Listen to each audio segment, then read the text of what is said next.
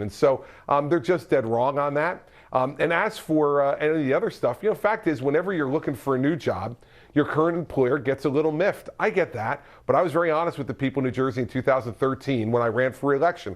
I told them there was a possibility I would run for president, and so I've told them the truth, and if they're a little miffed about it now, I completely understand that. It's understandable, but I'm working hard to become the next president of the United States. Well, let's talk about because you are surging, especially in New Hampshire.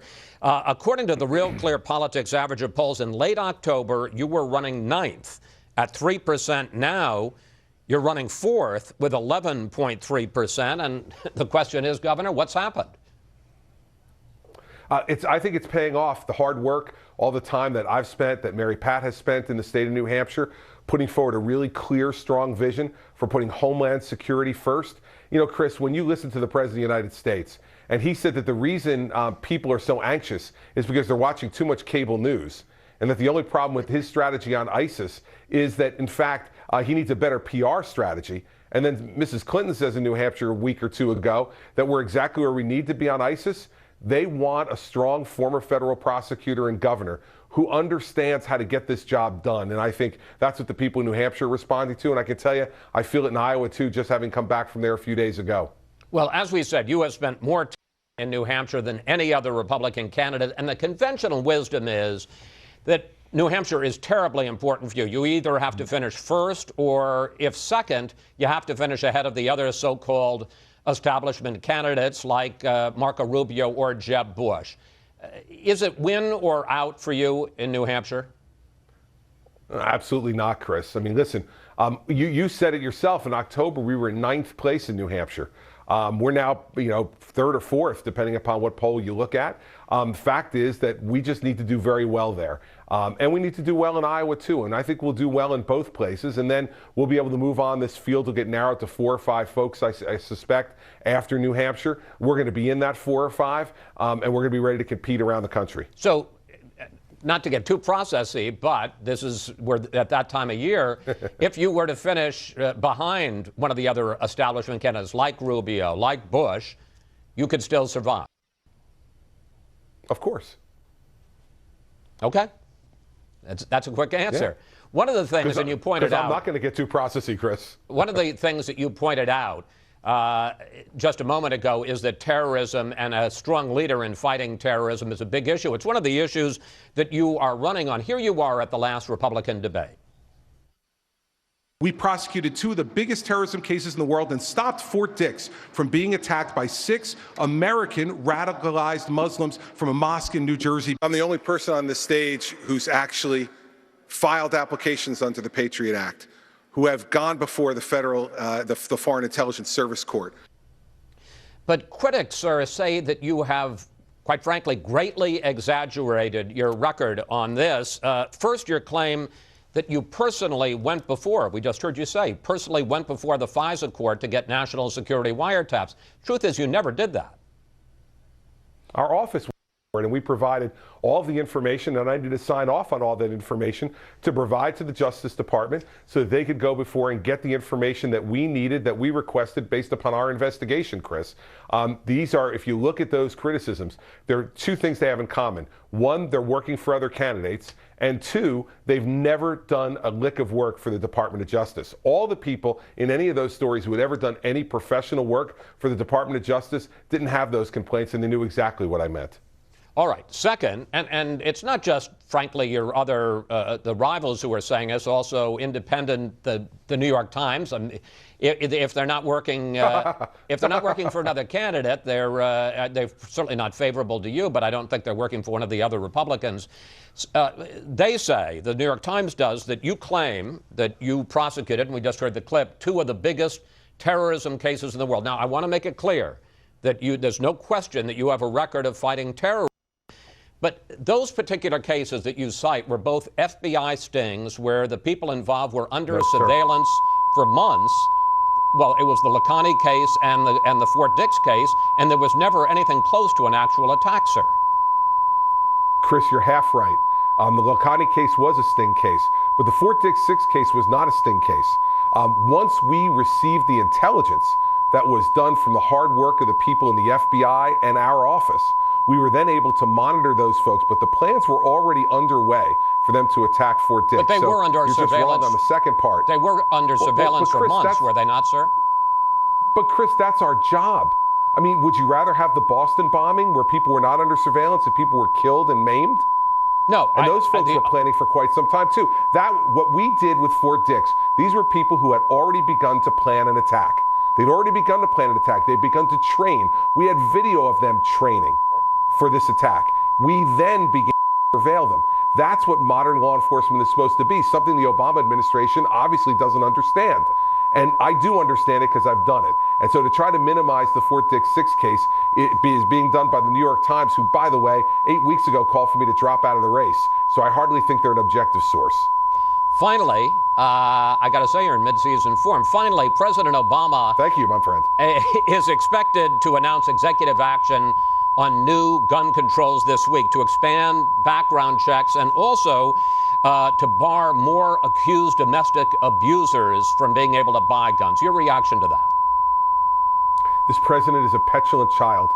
Whenever he can't get what he wants, because, quite frankly, the American people have rejected his agenda by turning both the House and the Senate over to the Republicans, and going from 21 governors when he came into office to 31 Republican governors now. Now this president wants to act as if he's a king, as if he's a dictator. Fact is, if he wants to make changes to laws, go to Congress and convince the Congress that they're necessary. But this is going to be another illegal executive action, which I'm sure will be rejected by the courts.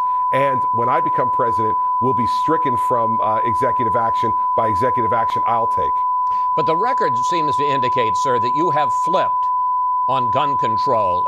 They note, critics do, that in 2013, when you were running for re-election, that you signed 10 bills tightening gun restrictions, including banning handgun purchases by people on the terror watch list. And the NRA that year, when you were running for re-election, only gave you a C. And they say, critics do, and some of them, yes, your rivals say that you have changed your tune on gun control since you started running for president. I haven't changed my tune, Chris. In fact, I signed the bill that banned guns for people on the terror watch list. As president, I would make sure that terror watch list was actually accurate. But I think most Americans believe that if you're on the terror watch list, you shouldn't be able to buy guns. But I also have vetoed the 50 caliber rifle ban. I've also vetoed a statewide ID system. I've also vetoed a reduction in the magazine ban. And I've also pardoned 6 different folks so far who have been caught up very unfairly, in my view, in New Jersey's gun laws. So listen, the approach I'm going to take is to protect Second Amendment rights, but also to make sure that I make decisions that are in the best interest of the people of New Jersey. I think that's what people in the United States want. That's the kind of president I'm going to be. Governor, thank you. Thanks for your time. Happy New Year, and we will see you on the campaign trail. Happy New Year to you too, Chris, and I look forward to being on again. Good. Up next, a shift in campaign strategy for Jeb Bush as the former frontrunner tries to regain his momentum. What went wrong and how does he turn it around? That's next.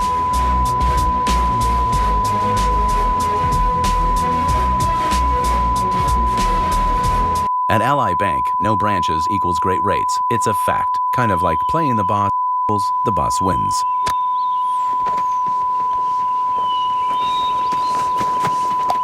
Wow!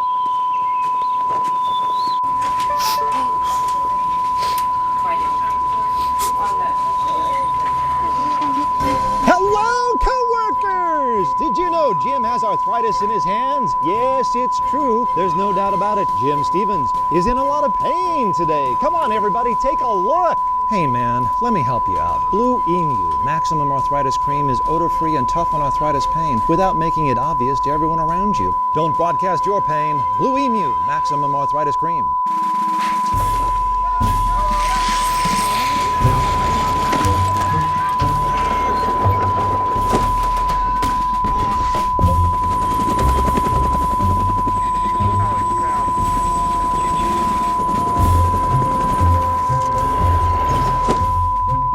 No matter where, no matter when, I will defend. Mobile Strike. Download and play now, free from the App Store. I'm Billy, and I quit smoking with Chantix. I had a lot of doubts going in. I was a smoker, and hands down, it was That's who I was. After 1 week of Chantix, I knew I could quit. Along with support, Chantix varenicline is proven to help people quit smoking. Chantix definitely helped reduce my urge to smoke. Some people had changes in behavior, thinking or mood, hostility, agitation, depressed mood, and suicidal thoughts or actions while taking or after stopping Chantix. Some had seizures while taking Chantix. If you have any of these, stop Chantix and call your doctor right away. Tell your doctor about any history of mental health problems, which could get worse, or of seizures. Don't take Chantix if you've had a serious allergic or skin reaction to it. If you have these, stop Chantix and call your doctor right away, as some can be life-threatening. Tell your doctor if you have heart or blood vessel problems, or develop new or worse symptoms. Get medical help right away if you have symptoms of a heart attack or stroke. Decrease alcohol use while taking Chantix. Use caution when driving or operating machinery. Side effect is nausea. Life as a non-smoker is a whole lot of fun. Ask your doctor if Chantix is right for you. Growing a business without a website is a huge challenge, but more than half of small business owners still don't have one. At GoDaddy, everybody who gets a domain name, website, and Microsoft email, all for just $1 a month, also gets their very own human to help you 24/7 for free. What?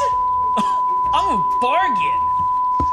Having a website is critical to getting new customers, and GoDaddy has all the tools you'll need. I'm a tool to help you get online.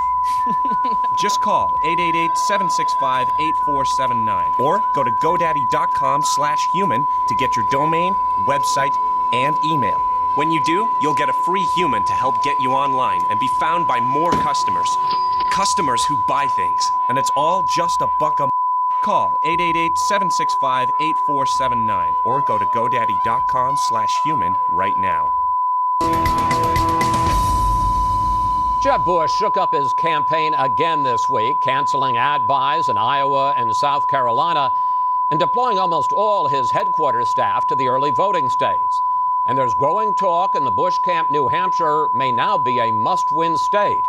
Governor Bush joins us from Miami, and welcome back to Fox News Sunday, sir. Thank you, Chris. Let's start where we left off with Chris Christie. Your thoughts about President Obama's planned executive actions on gun control? Well, I haven't seen them, but his first impulse always is to take rights away from law-abiding citizens, and it's wrong. And to use executive powers he doesn't have is a pattern that is quite dangerous. It's not a surprise that people don't believe that our government's working on their behalf anymore when you have a president that recklessly uses executive authority that the Constitution doesn't provide him. The approach would be the approach that I had when I was governor of the state of Florida, where we focused on punishing people that committed crimes with guns, but we enhanced and protected the Second Amendment rights for law-abiding citizens. But Governor, let's talk about a couple of the specific ideas that it seems from all the reporting that President Obama is likely to propose as early as this week. Expand the number of gun sellers who have to conduct background checks. Expand the number of accused domestic abusers who are barred from buying guns. Governor, what's wrong with those specific ideas? Well, because you don't know the details of it, but the so-called gun show loophole, which is I think what he's talking about, doesn't exist. People that want to sell randomly, occasionally sell guns ought to have the right to do so without being impaired by the federal government. If states want to create specific rules around that kind of behavior, fine. And as it relates to domestic violence, the state of Florida, when I was governor, exactly what he's suggesting.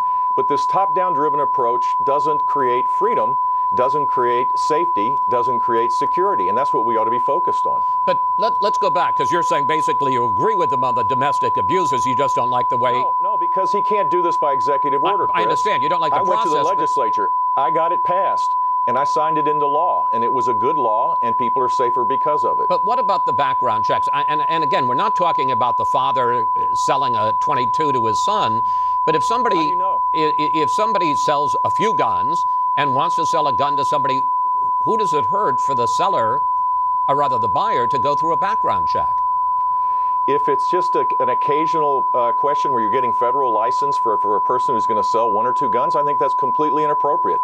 We're a bottom-up country. We're not a top-down country, and he doesn't have the authority to do this anyway. If it's such a great idea, let him go to Congress. My belief is the best approach for this is to have these laws be fully vetted at the state level. And that's why I'm proud of the fact that I have perhaps the most pro-gun, pro-Second Amendment record as a governor of any state in the country.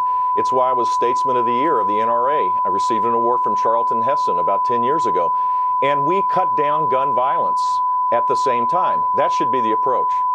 You started 2015 as the front runner with about $100 million in your super PAC war chest, but things changed during the course of 2015. As late as July, you led the field nationally with almost 18%.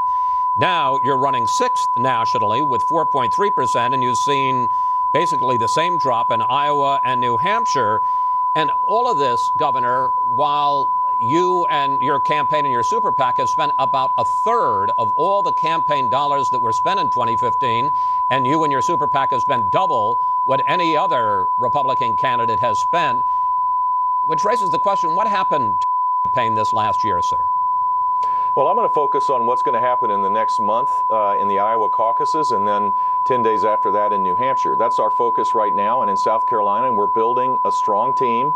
Voter contact is really what counts in those states. We're surging in terms of identifying voters and going at it. As you said, we moved many of the people in our headquarters out to these early states. Advertising in this world doesn't work to the same extent it probably did in the past, and so we're making adjustments. And that's what I'm focused on. I'm focused on my proven record and the need to have a person with a steady hand that can be able to take on these big challenges going forward and has specific plans to fix the mess in Washington, D.C. and grow our economy again and keep us safe.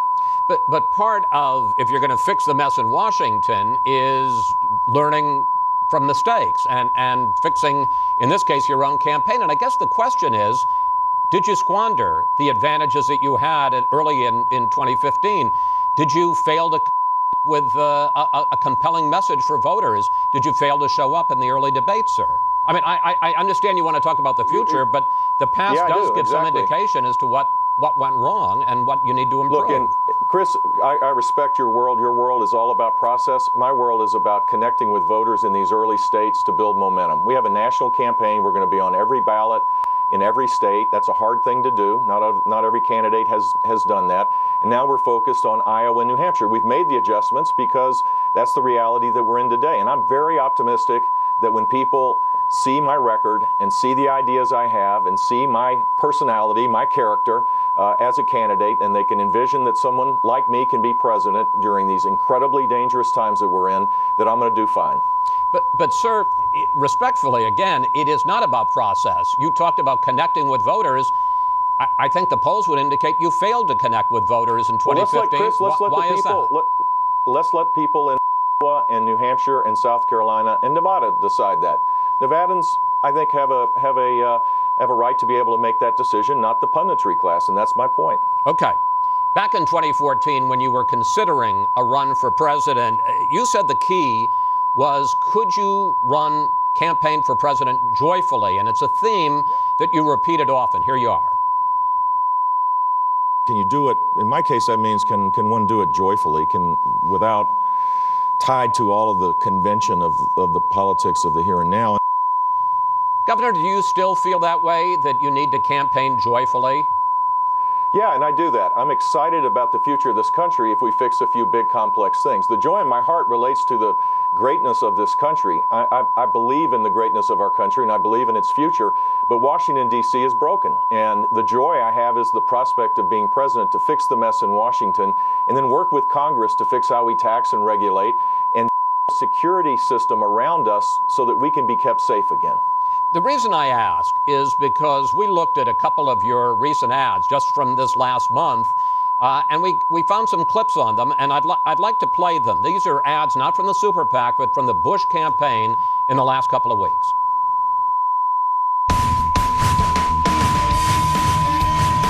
Are you an Old Testament guy or a New Testament guy? Probably equal. One of the things that you didn't take an opportunity to do last night was to really go after Donald Trump. Senator Cruz, you have not been willing to attack Mr. Trump in public, but you did question his judgment. I salute Donald Trump. Jeb Bush was the only one who tried to go after Donald Trump. I mean, you couldn't see them, Governor, but in the course of those ads, you attacked Trump, Rubio, Cruz. And I guess the question is, what happened to joyful? You can be joyful and also point out the differences. I want to be president of the United States so that I can things. And Donald Trump, I don't believe, is going to be the party's nominee. And if he is, he's going to get crushed by Hillary Clinton. And I wanted to point that out. He said some things that are just outrageous. His views on policy have shifted with the winds. He is a strong supporter until recently of Hillary Clinton, and now he's the front-running candidate for the Republican nomination. Someone has to call him out. As we mentioned at the beginning, you have shifted really the third overhaul of your campaign in 2015. You have basically canceled all of your ad buys in Iowa and South Carolina. You've deployed almost all of your headquarters staff to the early states. Same question I asked Chris Christie. New Hampshire would seem to be terribly important for you. Don't you have to finish first or at least ahead of all the other so-called establishment candidates? Look, I have no control over the how you measure, who's up and who's down. I'm going to focus on doing the best I can, and I believe we're going to do really well in New Hampshire.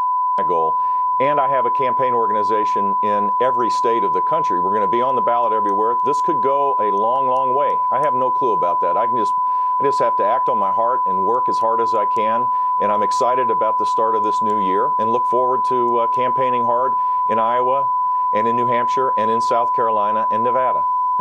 And final question, sir, you were the one, as the head of the campaign, who made the decision.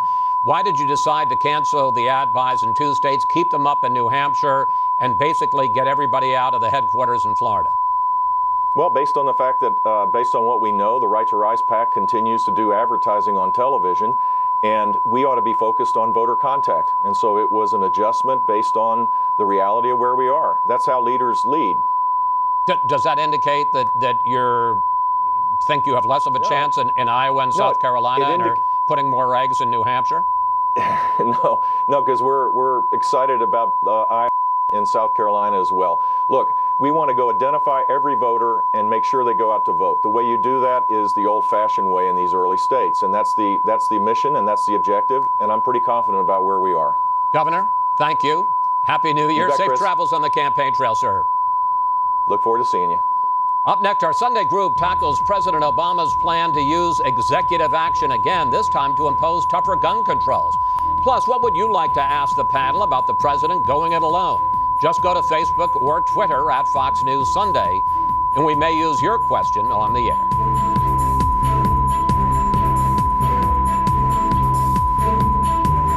Rolling Stone calls The Revenant spectacular in every sense of the word. Leonardo DiCaprio delivers the performance of a lifetime. It's the best picture of the year. 5 stars. The Revenant. Rated R. Friday. People who love Tempur-Pedic and love sleeping happy love Mattress Firm. As a #1 Tempur-Pedic retailer, people love Mattress Firm's huge selection and our 0% APR financing. So let Mattress Firm help you fall asleep and fall in love. Acne is a buzzkill, and it's extra frustrating when pimples pop up in hard-to-reach places. But now, Proactive has a totally new offer to give you clear skin head to toe. Introducing our new Total Body Deep Cleansing Duo. Our medicated body wash clears away pimples on your chest, back, and shoulders. And our all-new first-ever deep cleansing body brush with soft-touch silicone fingers and a long curved design makes it easy to cleanse your whole body. Get gorgeous skin and flaunt it. It really does boost your self-esteem when you know that you have clear skin. Since using the body wash, now I can pull out those cute little tank tops. It's made life so much easier. The back brush is so contoured, which is really nice because most of the ones you buy in the store aren't just straight. You can actually get into some of the hard spots. It's amazing.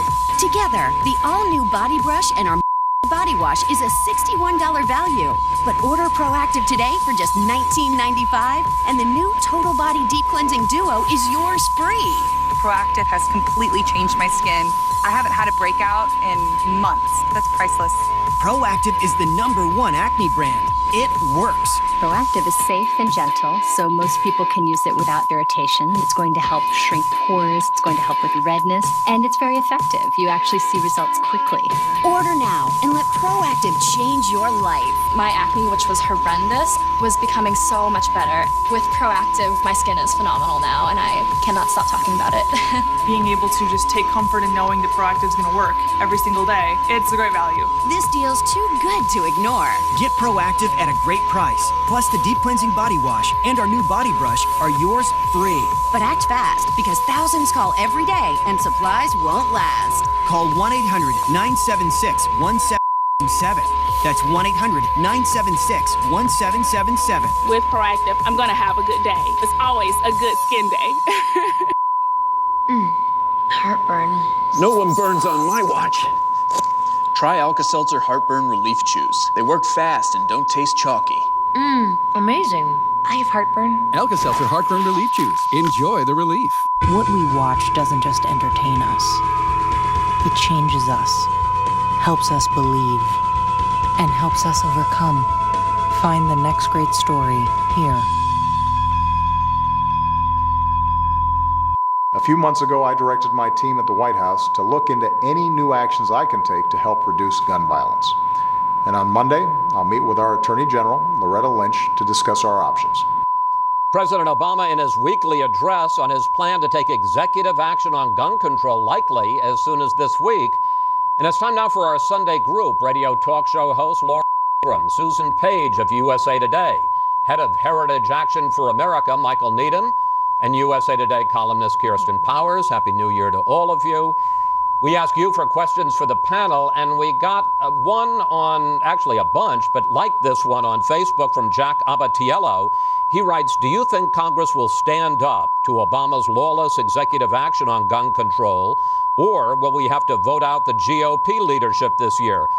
Laura, how do you answer, Jack, both about the president's executive actions and also about what, if anything, congressional Republicans can do? Article 1 of the Constitution gives Congress the power to enact laws. The president has abused this power. Republicans have largely allowed him to do so. On this issue, given where the Republican Party, the Republican voters are, if the Republicans do not stand up to this in a meaningful and smart way with facts, debunking all the lies, the gun show loopholes, Jeb Bush was right about that. If they do not do that, you will not be able to underestimate the wrath of the American voter next November in a lot of the key Senate races, which I know we've talked about before on the show. This is an issue about liberty and about law-abiding gun owners stopping crime, being allowed to live in freedom. You want to give a gift of a gun to a son. Now the federal government wants to create perhaps a national database which would allow these gun control legislation through executive action to be meaningful. They would need a national database for gun owners. 300 million guns in the United States today. Look at what Texas did at the end of the year. They have a new pro-Second Amendment legislative regime in place in Texas. Similarly, in Florida, they're considering the same concealed carry law. So I think the president is trying to overreach in his last year in Congress. But what I heard you say is stand up, and then you said, well, they should, have facts or hearings. Is there any way they can stop it? Well, they're going to have to go to the courts. I mean, and we know the courts now are very unreliable on some of these constitutional issues. And I think it has to become a campaign issue for 2016. So not in just terms on the of Congress's race. action, because if it's the court, it's certainly not going to get done before Barack Obama leaves office. They cannot stop it. Well, that's why we don't want to fund the government through like next September, October. That's why you don't take funding off the table. That's why you don't unilaterally disarm yourself in these types of debates, which is what grassroots conservatives have complained about vis-a-vis folks like Paul Ryan and Mitch McConnell. This is going to bring up a whole series of issues with the split within the Republican Party on tactics, not so much on substance, but on tactics. Kirsten. Well, so there's two different audiences for this, of course. It's not surprising that the Republican base will be upset about this if President Obama does it, but the country overall, in terms of gun rights, has sort of have moved more in favor of having some sort of curbs on gun rights, and which is a shift. It hasn't always been that way, and we've seen it, I think, with Hillary starting to shift how she's talking about gun rights from 2008 to now. She's much more in favor of some sort of gun control. And I think, if you look at universal background checks, that has 90% approval rating in this country. So this is not something that is really, I think, seen by most Americans as some major constitutional crisis, as I think it is going to be seen. I agree with Laura, it's going to be seen that way among the base of the Republican Party, and probably be very good for Donald Trump, if you want to look at it politically. A national gun registry, though, doesn't have that support. And when people talk about universal background checks, that's code for a national gun registry, which is what's necessary to actually set it up. President Obama is actually getting what he wants out of this conversation, though. This entire conversation about gun control is a distraction from the real issue that makes Americans unsafe right now, and that's radical Islamic terrorism. President Obama's foreign policy is a failure. He's distracting from the failure of his foreign policy by talking about gun control. None of the gun control measures that he talks about would have done anything to stop any of the tragedies that we've seen during the last couple of years. And so this is a distraction from the real issue, which is the failure of the policy of leading from behind that summarizes Barack Obama's foreign policy. The place to kind of get together, Susan, is after San Bernardino. On the one hand, Kirsten is right that on some issues like a background check, people generally favor that. On the other hand, there was an explosion in gun sales after San Bernardino because people are afraid. And even I saw a report on the news today that after news of the executive action, there was a gun show out in Virginia and people were there like more than usual to buy guns because they're worried that their guns are going to be taken away or they won't be able to buy new guns. And just to be clear, we don't know precisely what President Obama is going to propose. I don't believe he's proposed a national gun registry to date. There were some cases, including in the Morgantown case, where the lack of a background check had in effect a convicted felon bought a gun that he used to kill 4 people through Facebook, not subject to a background check. That aside, I think the politics has gotten incredibly complicated because, as Kirsten said, 9 out of 10 Americans support universal background checks. On the other hand, there was a poll about a month ago that showed a plurality of Americans think we'll be safer if we got more guns rather than restricted guns more. So people, I think, are divided on this issue. I would look not for what President Obama does. I would look for what Hillary Clinton does because she's running for election. She hopes to be running for president. Does she continue to lean forward into this issue in a way that Democrats have not done for about a generation? I was going to say, it's a good issue for a Democrat in a primary, particularly against Bernie Sanders, who's more conservative on guns. It has not, at least since 2000, been a good issue for Democrats. Because the intensity of support is with people who oppose new restrictions on guns, even when a majority of Americans support some of those restrictions. Crime has gone down across the country. There have been spikes in murder rates. Chicago, they just released statistics, 50 more murders than in 2014. Most strict anti-gun jurisdiction in Chicago. The 90% statistic of all supporting background checks, that's been debunked.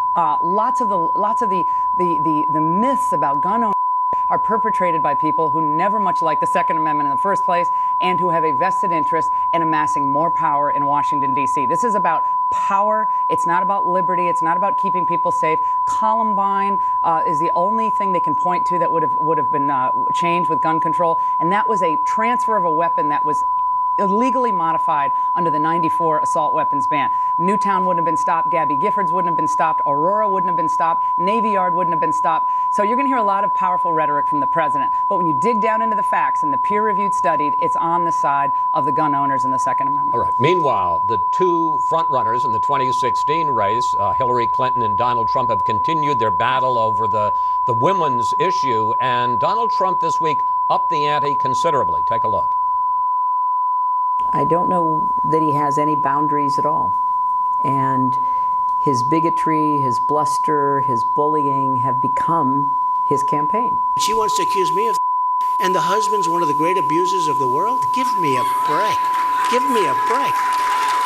Michael, wise or not to get back into Bill Clinton's personal history? Well, look, if Hillary Clinton's going to put Bill Clinton out there and have him campaign for her, then nobody's claiming that Hillary is responsible for his misdeeds. But if she's putting him out there as a spokesperson, then it's certainly going to be an issue. And I think one of the most exciting things is that you see for the first time this cycle, the Republican Party willing to be on offense on moral issues. You have Rand Paul in New Hampshire, who's saying that if the Democrats want to come up with every single obscure instance of abortion and quiz us on that, we're going to ask Hillary Clinton why she supports the abortion of a 7-pound baby. You have Ted Cruz leading the fight on religious liberty, saying that regardless of what you think of the Supreme Court case this past summer, it's absurd to say that a 70-year-old grandmother should be forced to bake a cake.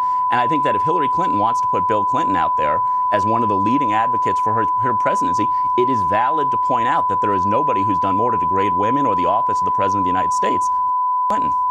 How do you think that works, Susan? I mean, there are even some liberal columnists this week who said he's fair game, and they also questioned Hillary Clinton and the fact that in a lot of these cases she may have enabled Bill Clinton because she ended up attacking the women who made allegations about Bill Clinton. So Ruth Marcus, our friend Ruth Marcus, made this point. I think it's fine. I think it's fair game to talk about Bill Clinton. Is it smart politics? I think probably not. Didn't we see this movie before in 1998 when Bill Clinton himself was the figure at the center, not his spouse, got impeached, contributed to historic Democratic gains in the 1998 midterms.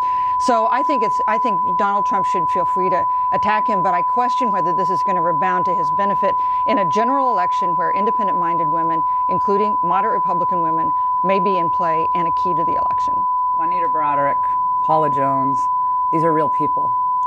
Their lives were forever changed. Lewinsky, Juanita Broderick actually claims that that Bill Clinton sexually assaulted her. I interviewed her in years past. Contemporaneous corroboration to what she went through. These are real people. Now, we have a lot of feminists out there watching, I think, a few at least, and they care about women.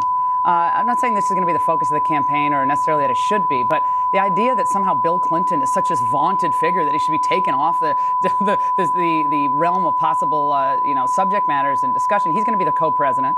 He's going to be the most trusted advisor of Hillary Clinton, and matter of speaking, a former president of the United States. It's not going to be the focus of the campaign, but the idea that, oh, you can't talk about this. My question is, why aren't other Republican candidates making the speeches of the Clintons, the amassing of the wealth through the Clinton Foundation, possible use of influence from other countries trying to donate to the Clinton Foundation? These are real topics. The other issue is going to be brought up, but it shouldn't be some like, oh, black box you can't go into. All right, finally, I cannot let this pass. Put this up. Carly Fiorina tweeted this on New Year's Day. Love my alma mater, but rooting for a Hawkeyes win today. Now, here's the backstory. Fiorina went to Stanford University, good school. It just so happened that very same day, Stanford was playing the Iowa Hawkeyes in the Rose Bowl. 2 footnotes. Stanford crushed Iowa 45-16, and on Twitter, I'm told by people who understand these things, there were 2 items trending later that day. One was pandering, and the other was #CarlyCurse. As a proud graduate of Stanford, Michael, your thoughts? Well, it was pandering, and I think it reminds people that a lot of Republican establishment politicians love throwing their base under the bus to try to appeal to a new constituency, and that's what she did. I think people want politicians who are willing to speak truth. The truth is that Stanford proved they should have been in the BCS playoffs. The truth is that Christian McCaffrey should have won the Heisman Trophy. Oh, here we go. Look at Bama pen. Carly should have been tweeting, "Go Tree." Go tree. I mean, I have to say, I find it odd that the big insignia is what kind of a tree is it? It's a California redwood. It used to be the Indians before political correctness. But remember, in 2008, Rudy Giuliani came out and said he was supporting the Boston Red Sox in the World Series. Hillary, White Sox, biggest Yankee fan in the world. So. All right. Not important that we have to take a break here. When we come back, the action really begins as our Sunday group gives us their predictions for 2016. You won't want to miss it.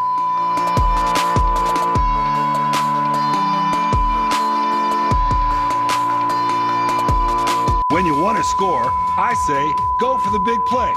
I'm Dan Marino, and I'm all about the big play, like the all-new Turbo 10 from Nutrisystem. It gets your weight loss started with power. Lose up to 10 pounds plus 5 inches in your first month fast. I lost 22 pounds with Nutrisystem for Men. Now you can lose weight too. Let's break it. You get delicious meals to get you off to a great start now. Pizza, raviolis, burgers, man food, and the new Turbo Shakes packed with Protein Plus probiotics to bust that gut. Oh yeah, that's good. Order your 28-day plan right now. With Turbo 10, you get delicious meals and 1 week of all new Turbo Shakes free. And 1 week of Nutri-Crush Shakes to crush hunger free. Lose up to 10 pounds in your first month and 5 inches overall. You'll love it, guaranteed. Time to make a big play. Get in on the new Turbo 10 today. Call 877-814-THIN and get the all-new Turbo 10 with 14 shakes free. Countdown to election 2016, starting January 28th. Watch the Fox News GOP debate. Then we're live at the Iowa caucuses and New Hampshire primary. Mom, I'm here. Mom, where are you? Mom? Mom?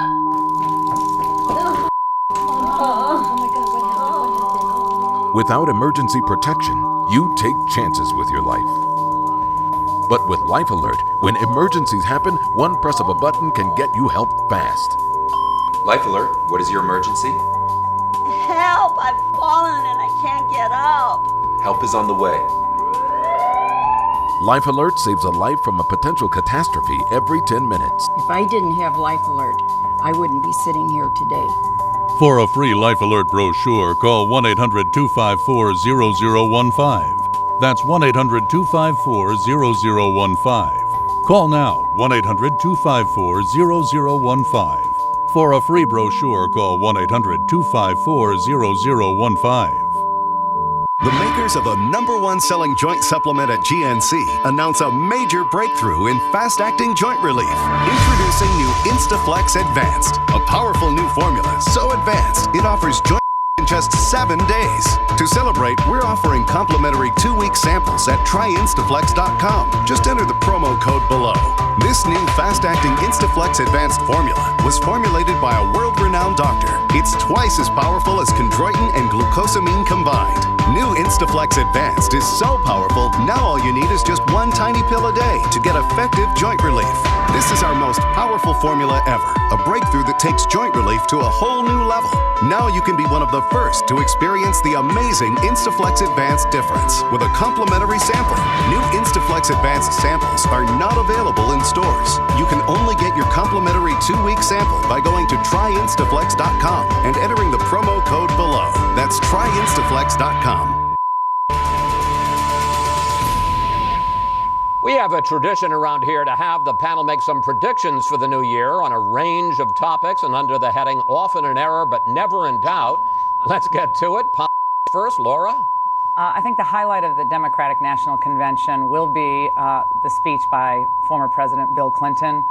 And I think for 3 Republican conventions in a row, Republicans will not hear from a former Republican president. Now, that, of course, means the only living former presidents are the Bushes, so no Bushes? No Bushes. If Jeb is the nominee, I think he wants to be his own man. And if Cruz or Trump or Christie, I don't see it. Oh, interesting. My prediction on politics is it's going to be a 3-way race. If Trump gets the nomination, there'll be an establishment Republican who offers an alternative to voters. If Trump doesn't get the nomination, somebody else, Trump, maybe somebody else, runs instead to show how mad they are at the establishment that chose an establishment. But basically, you're saying again. there are going to be 2 Republican/conservative because candidates. the party is too split won't that to hold it together. guarantee that Hillary? Likely. Really? That's not actually part of my prediction, but yeah, I think that's likely a fact. That's a new prediction. Michael. Nikki Haley's been a phenomenal governor of South Carolina. She's given the economy room to flourish. She's shown grace and leadership in crisis in South Carolina. She also understands the dynamic of the grassroots versus the establishment. When she ran for governor, she was opposed by a sitting congressman, a lieutenant governor, and an attorney general. Nikki Haley's the best qualified, and she will be the Republican nominee for vice president. South Carolina's a pretty safe Republican state. Why not go for Ohio or Florida or something like that? They need somebody who can show that they understand this divide between the grassroots and the establishment, somebody who's been a proven executive leadership, somebody who's shown the new face of the South and of the Republican Party. Nikki Haley's that person. And a woman. And a woman. Kirsten. Well, I'll take Susan's one step further and say sanity will take hold in the Republican Party and Trump will not get the nomination, and he will run as a third-party candidate claiming that he's been mistreated by the Republican Party. And again, that would mean Hillary Clinton would win, if according to this. Theoretically, yes. And what about the possibility of a Democratic third or fourth party candidacy? If it happened, it's not going to impact the race in any way. Okay. Sorry, Mr. Webb. Economy, Laura. I think once again we'll see median income in the United States not peak since its 1999 levels.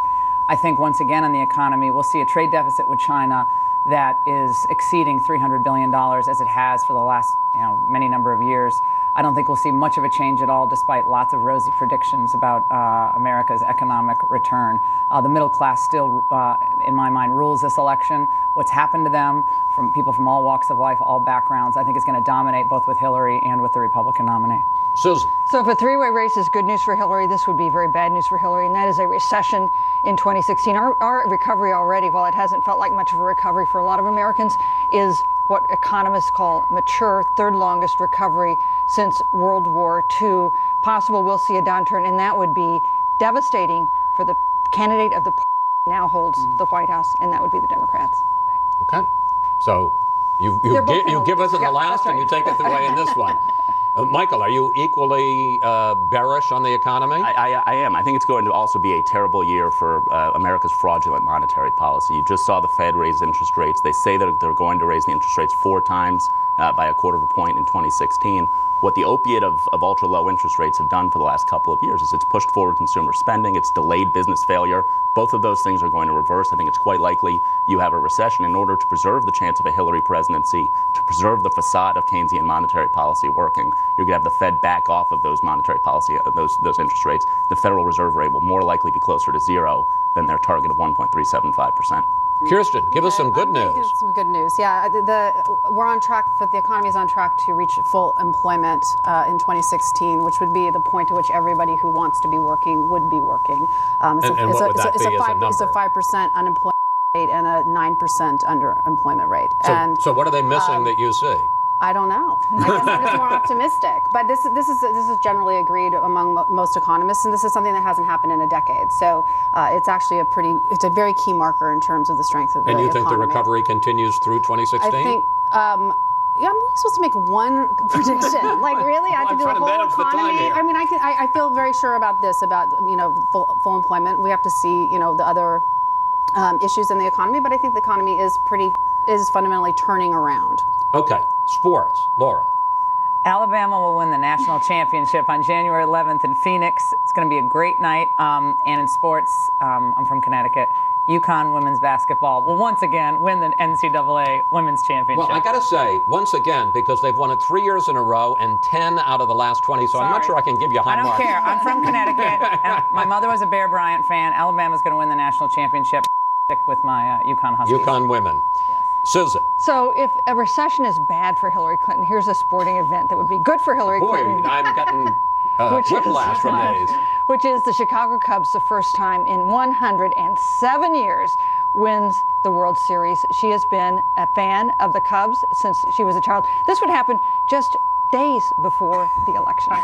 Now, I have to say I somewhat share Michael's skepticism on this, because I think when she moved to New York, suddenly she was a Mets or a Yankees fan. Exactly. But she never gave up being a Cubs fan. As she will tell you, I'm sure, when they win the World Series. Michael. The Cubs should stick to a more realistic goal, like winning a playoff game versus the Mets. There's not a single player who deserves a World Series ring more than David Wright. Michael Conforto is going to emerge as a force from both sides of the plate. The Mets pitching staff is phenomenal. Noah Syndergaard, with his 95-mile-an-hour fastball, is going to capture the hearts of New Yorkers. The New York Mets will win the 2016 World Series. And for those of you who don't live in New York, those were all Mets players who you'd never heard of before. I always enjoy this because Kirsten doesn't know and doesn't care about sports, and we always make her come up with one. Go ahead. Well, if you have any issues with this, you can take it up with Steve Hayes, because he told me this. The Washington Capitals will win the Stanley Cup. Oh, nice. And can you name 2 players on the Capitals? You're not allowed to have follow-up questions. Can you name 1 player on the Capitals? Call Steve. What? Call Steve. Call Steve? I thought that was a Russian name. Okay. Entertainment, Laura. Hamilton is going to dominate the Tony Awards. It's going to continue to be the most talked about play on Broadway in probably a couple decades, and everyone should go out and see it. I have to tell you, as somebody who was lucky enough to go see it, it is fabulous. If you to go to a musical and hear them singing about writing the Federalist Papers, it's pretty darn special. Susan? Hamilton was incredible. Here's a film that's going to get nominated and I hope win Best Picture in the Oscars, and that's Spotlight. It is the best movie I've ever seen about how reporters actually do their jobs, why it matters, the difference it can make in holding the powerful to account when you have a community newspaper, a local newspaper, in this case the Boston Globe, doing the job that journalists are supposed to do. And this was the Boston Globe basically finding out and uncovering what the Roman Archdiocese had done to protect priests who abused children. And led to revelations across the globe of similar scandals. Michael. Hollywood's big blockbuster of the spring is Batman versus Superman, and the premise is that that Batman goes from Gotham to Metropolis to act as a check on the ultimate power of the Caped Crusader. How do you know this? I read it on Wikipedia. Oh, okay. Well, the only catch is that it's laughable to think that Superman is going to be intimidated by Ben Affleck, especially coming off of the Christopher Nolan and the Christopher Nolan and the Christian Bale Batman. It's going to be fundamentally unserious. Ben Affleck will go down as Hollywood's worst Batman.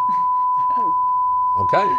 Kirsten. A movie called 13 Hours by Michael Bay is about the Benghazi attack on 9/11, and it's a terrific movie, but it's also very fair. It's very even-handed, and I think a pretty true telling to what happened in Benghazi. This is about the CIA operatives at the Annex who were prevented or delayed in getting to the consulate. Exactly, and it has. I think it's not overly political. It takes a pretty light touch. That said, because I think it very accurately portrays things, it's going to become the recipient of a smear campaign by people on the left who are going to try to. And just before Iowa and New Hampshire coming out this month. All right, panel, we have to step aside again, but when we come back, we'll get one final prediction from each of you for 2016, and there are some surprises.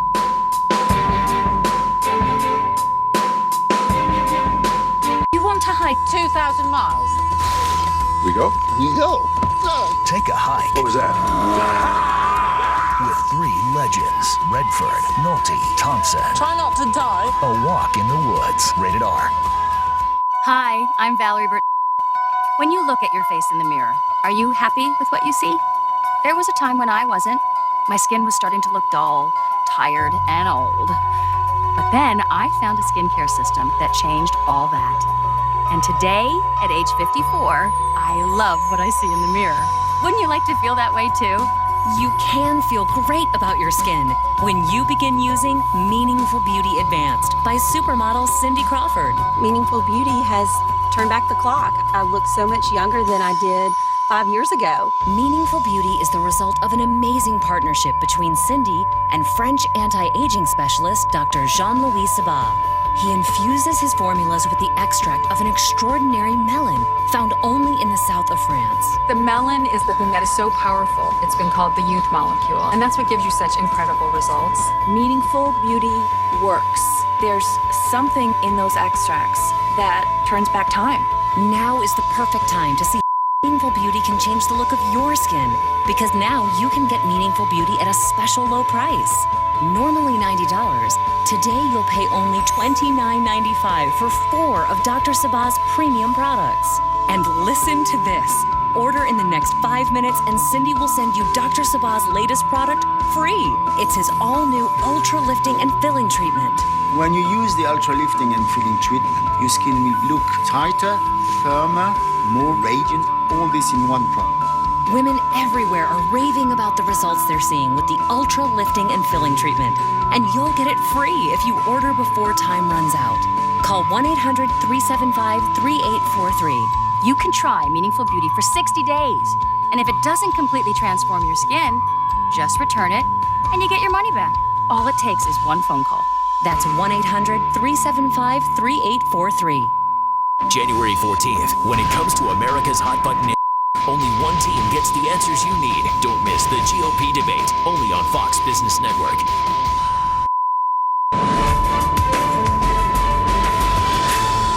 Well, that is pretty. A look outside the Beltway at snow-covered Woodbury County, Iowa, north of Sioux City.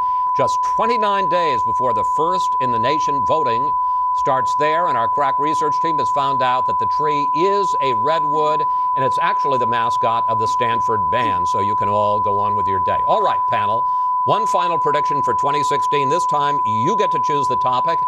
Laura, you start. I think the question is whether the establishment Republicans can hold on for another presidential term in this presidential election cycle, or whether the country and the party is going to move in a more populist, more nationalist economic direction. That is the fundamental divide. I think that's been papered over to some extent in recent elections, but that's where we are right now in the Republican Party. You also see it happening across Europe, different extents, different types of but there's a sense that things just aren't all that fair, and that a lot of the people in the middle or the lower working poor just can't get ahead, even though in the global economy, a lot of people can get really rich. And very briefly, does the party split apart over this issue? I don't know. I don't know how to predict that, but I do think now the money is with the establishment as usual, and the power is with the people.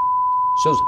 You know, we would expect this to be a year in which nothing gets done in Washington, because for one thing, generally nothing gets done in Washington, and also we've got a presidential election going on. But I think it is possible that we'll have a situation, this kind of odd bedfellows arrangement between a lame duck president, the reluctant new speaker, to actually get some things done on the Pacific trade deal, maybe on a tax bill, especially Obama and Paul Ryan, especially if the presidential race looks like a blowout, if it's a three-way race with the kind of division we talked about earlier, it could be like 1996. You remember that Republicans in Congress worked with the Democratic president in order to get things done because they'd given up on their presidential candidate. Michael. That sounds like a for a Hillary Clinton presidency, but I actually think what you'll see is a Republican Party that unifies around a very much pro-free enterprise, anti-Washington, D.C. populist message. It's going to unify the party. It'll actually win at the ballot box. A majority of Americans will deliver a conservative mandate, and what that will force is the cronies at the Chamber of Commerce and elsewhere here in Washington, D.C. to choose whether they want to join an optimistic free enterprise party or whether they want to go to the Democrats and play the pandering politics. Very briefly, flip it around. If the establishment wins, does your wing of the party bolt? I think that if the establishment wins, then we're going to have a continued debate about whether this should be a party that just plays the kind of cronyism politics that the Democrats are doing a perfectly capable job of, or whether we become a free enterprise party. Kirsten. I think that what was once referred to as Bill Clinton's bimbo eruptions, which now sounds like something nobody would actually say today, are going to become problems for Hillary during the campaign. The conventional wisdom says this has all been hashed out and nobody cares about it anymore, but I think if we look at the Bill Cosby situation, we can see the country has changed in terms of how we look at these issues, and these are serious allegations and her role in them as well. All right, thank you all, panel. I predict it's going to be a great 2016 in a Republican contest that's already broken all the rules, and then a fascinating and important general election. And we hope you'll stick with us every step of the way. And a quick program note, as the countdown to Iowa continues next week, I'll sit down with the Republican frontrunner, Donald Trump. And that's it for today. Have a great week, and we'll see you next Fox News Sunday.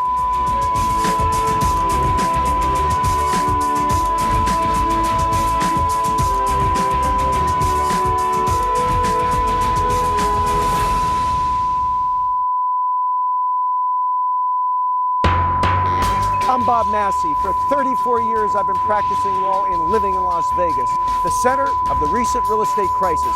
Lives were destroyed from coast to coast as the economy tanked.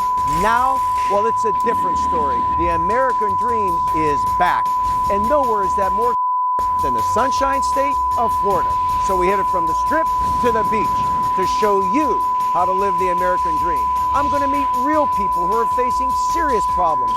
Take you behind the gates of properties you have to see to believe, and give you the tips that everyone needs to navigate the new landscape, because information is power, and the property man has got you covered.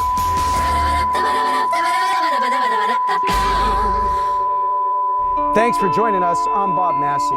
A while back, I introduced you to David and Jackie Siegel, the billionaire couple building themselves the largest home in America. This project started 12 years ago, and construction is still going on. But now a personal tragedy has completely changed the focus of their lives and, of course, adjusted their priorities. In a few minutes, I'll take you inside the home and we'll hear what their mission has become. But first, let's take a look at how they got there.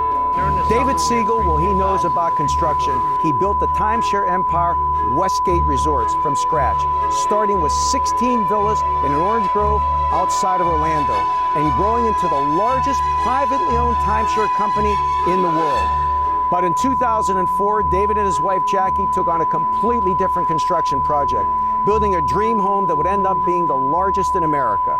12 years later, it is still a work in progress. The 90,000 square foot house was set to contain 13 bedrooms, 30 bathrooms, a bowling alley, indoor swimming pool, guess what? A 20-car garage. The sprawling estate was about 60% completed when the economy crashed back in '08, almost taking all of Westgate and all of Siegel's fortunes with it. David and Jackie were forced to stop all construction on Versailles and eventually list a half-built mansion for sale with a price tag $100 million. The entire ordeal became part of the documentary The Queen of Versailles. But the economy improved, Westgate Resorts came back, and again the Siegels bounced back. And in the end, the Versailles estate, it was never sold. Construction, it ramped up again. Then last summer, tragedy struck. The Siegels were faced with every parent's worst nightmare, the death of their child. 18-year-old Victoria Siegel had graduated from high school with dreams of opening her own sushi restaurant. But she also had developed an addiction to prescription drugs. I didn't even know she was on drugs. That's how scary it was. Last June, while Jackie and David were out of town, Victoria died of an overdose at the mansion that the family was living in while Versailles is still being completed. We flew back immediately, and before I even buried her, I decided that I was going to spend the rest of my life doing something about this horrific problem, drug addiction, in this country. And I didn't know what I could do to make a difference. The death of someone changes your whole life. I mean, losing my daughter, all my priorities have changed. The house is on the back burner, although it's under construction. We will finish it. It's not a top priority right now. I don't even really care about Versailles anymore, you know? I mean, it needs to get done. I'm not gonna leave it in a shell, but... The Siegels instantly changed the focus of their lives. They launched the Victoria's Voice Foundation, a charity aimed at raising awareness and supporting youth and families affected by substance abuse.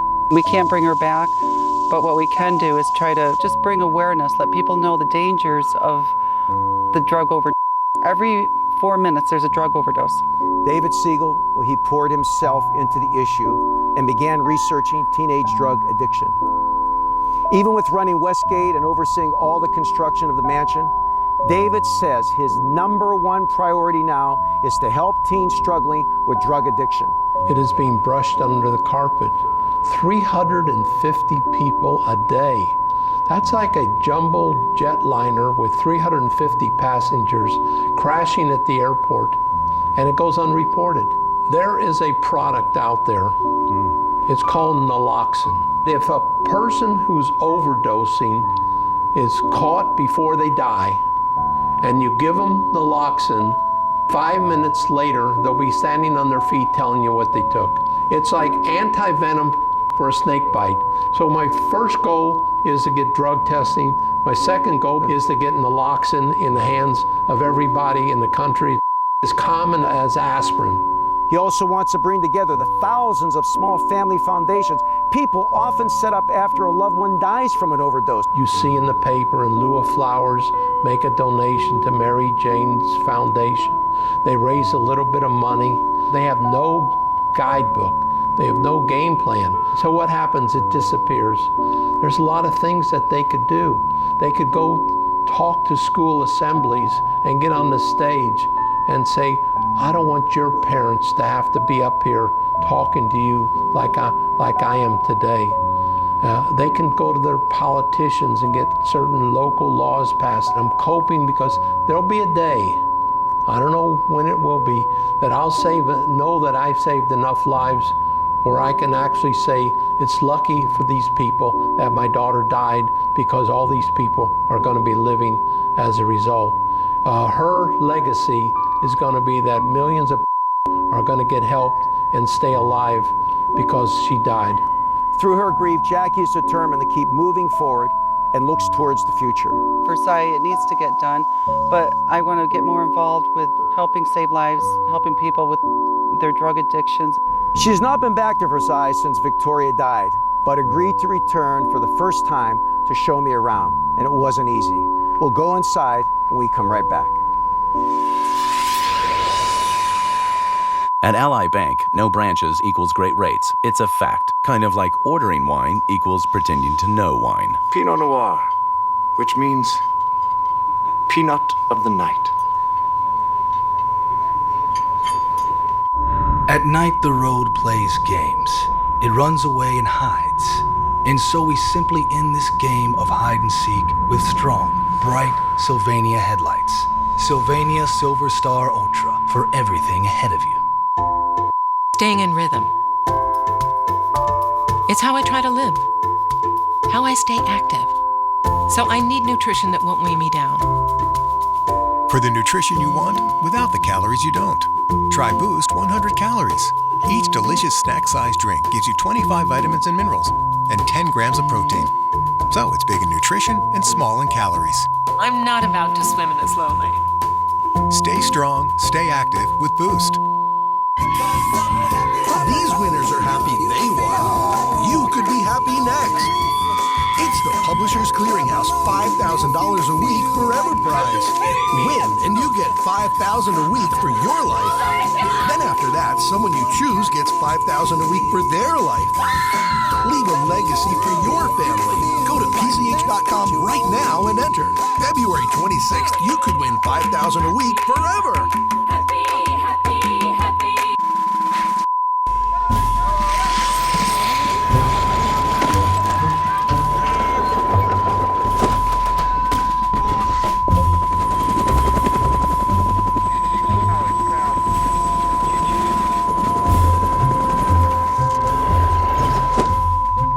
No matter where, no matter when, I will defend. Mobile Strike. Download and play now, free from the App Store. Introducing the all-new Turbo 10 from Nutrisystem. Lose up to 10 pounds plus 5 inches your first month, guaranteed. Your 10 can turn into 20, 30, 50, even more. I'm Marie and I lost 50 pounds on Nutrisystem. You'll see results right away. Count, measure, meetings, not with Nutrisystem. Order your 28-day plan right now. With Turbo 10, you'll get delicious meals and 1 week of our all-new Turbo Shakes free, packed with protein and probiotics to help support digestive health and belly bloat. Plus 1 week of our NutriCrush Shakes to crush hunger free. Bye-bye, stubborn belly fat. Call now and we'll rush you Turbo 10 today with 14 shakes free. Lose up to 10 pounds in your first month and 5 inches overall. You'll love it. Money back guaranteed. Your first 10 pounds? Gone. Call 888-755-THIN right now and get the all-new Turbo 10 with 14 shakes free. David and Jackie Siegel's project to build themselves the largest home in America has survived some major setbacks. Jackie has not been back to the site since her daughter died, but has vowed to get the project on track and agreed to show us around. Walking down this area here reminds me of being in one of those magnificent cathedrals, for example, that you'll see in different parts of the world, particularly in Europe. Yeah. And tell us about this great room. It's so big that you can actually fit a 4-story building in here. That's how tall our ceilings are. What we plan on doing is having some spectacular charity events here. That's why I wanted a great room. And especially now that we have our Victoria's Voice Foundation, we'll probably have a huge kickoff party. Sure. In memory of her. Let's talk about this beautiful rotunda up here with this stained glass. This glass, it's by an artist named Bougainville, him and his son. It took him a few years to piece it together, and it was over $500,000. What I want to do is do a mirror image of that window on the floor, and I want to use like real semi-precious gemstones. So Jack, you know, when you look at this situation, people will say, why? This is how many square feet?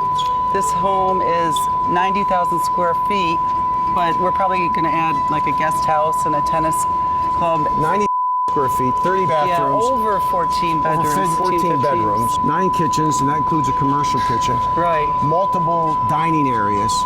Yes. Bowling alleys and everything else. What is the motivation behind this? We didn't plan on building the largest home in America, but by the time like I wanted a health spa, David wanted a movie theater, we added another movie theater, then he wanted bowling alleys, and then it just sort of just morphed. In order to fit all that in. How much property does this sit on? This sits on 10 acres. I think it takes up a whole acre just for the house. If you go into a Walmart, you know how big Walmart is? I do. It's the same square footage as a Walmart. That's big. But now we're entering the master bedroom area. You have to take a tour just to go through, through the master bedroom. I'm picking up what you're putting down on that. I understand. We're having a living room in the master bedroom along with a kitchen. Right. You don't want to have to go downstairs. I have to go too far for a cup of hot milk in the middle of the night. This, I think you would call the bedroom chamber. The bed is going to be on a motor that you can turn the bed, push a button, and you can face the fireplace, watch TV, or it can shift around and you can have the beautiful view it's full service. of the lake. Full service. By the way, every bedroom in this house has a jacuzzi, even our servants. We're now walking into your closet. Do you have any idea at all how many square feet this area is alone that's part of your closet? Well, I know it's larger than most people's homes. Yes.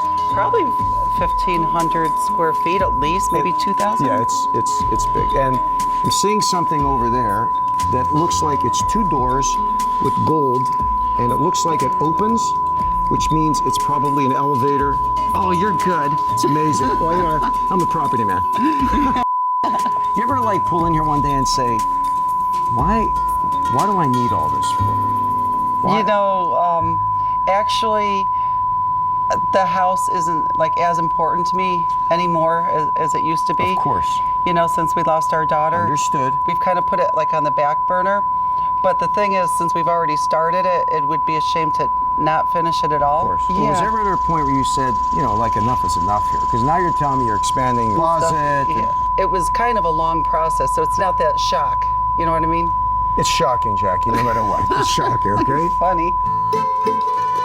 It's hard to believe you want to leave the house, okay? We'll never have to. No, but I'm talking about just to come out here. Oh, okay. But when you come out here and you have this beautiful view. I think we have 1,500 feet on the lake. And then this is going to be the pool area here? One of our 6 pools. 6 pools. Inside the house, we have an indoor swimming pool. And then I wanted to put an ice skating rink down in the of the house.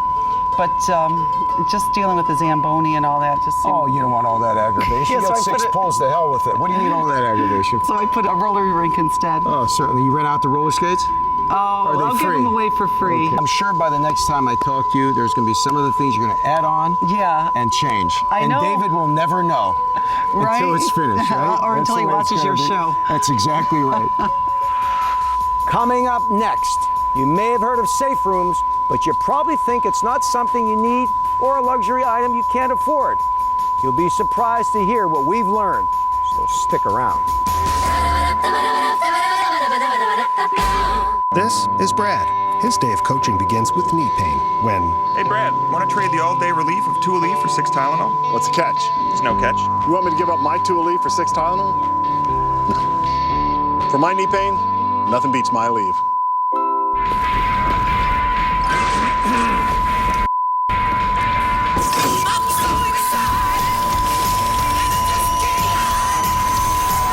It's the season of surprises.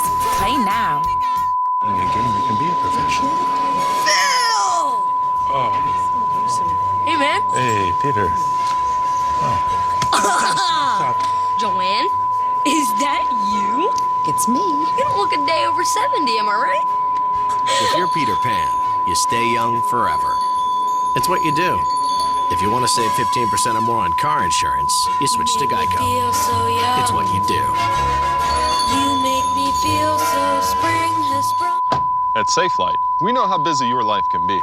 Oh, no. This mom didn't have time to worry about a cracked windshield, so she scheduled at Safelite.com. And with Safelite's exclusive On My Way text, she knew exactly when I'd be there. Hi, Steve with Safelite. Thanks for your text. I replaced her windshield, and she didn't miss a single giving you more time for what matters most. How'd you do? We won. Nice. That's another Safelite advantage. Safelite repair, Safelite replace. From the very start, I wanted FitCore to be different. If you come to me, it's because you want to do what I do, because I don't do what other people do. It's kind of like creating a brand for myself. Your business is unique. Your marketing should be too. With Vistaprint, it will be. Put your personal touch on 500 business cards starting at just $9.99. Just enter promo code TV500 at Vistaprint.com. Stay true to yourself. You can do this how you want to do it, and somebody else is going to think that's awesome and want to do it that way too. Vistaprint.com. Stone Cold Series. Jeb Bush and Chris Christie strategize a victory in the Granite State. Now both lay out their plans. Our exclusive interviews on Fox News Sunday. Now, a toned waist and six-pack abs can be yours. With the Perfect Fitness Ab Carver Pro, the #1 core and abdominal trainer. I lost 29 pounds using the Ab Carver Pro. I lost 5 inches off my abs. I lost 6 inches from my waist. Invented by the U.S. Navy SEAL who brought you the perfect push-up. We took the old ab wheel and reinvented it. We made the wheel almost 10 times wider and more stable. We added ergonomic contoured grips, and we put a carbon steel spring inside. It coils up as you extend and then pushes you back to shred the muscles of your core and abs.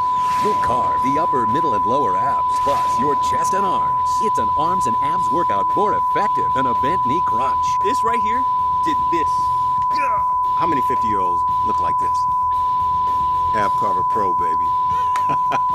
The waistline shrinking Ab Carver Pro is only $39.99. Order now. We'll include a set of Perfect Fitness knee pads free. If you want a ripped stomach, call or order at abcarverpro.com. Welcome back. I'm Bob Massey, the property man. You know, the Jodie Foster movie Panic Room introduced many people to the concept of safe rooms.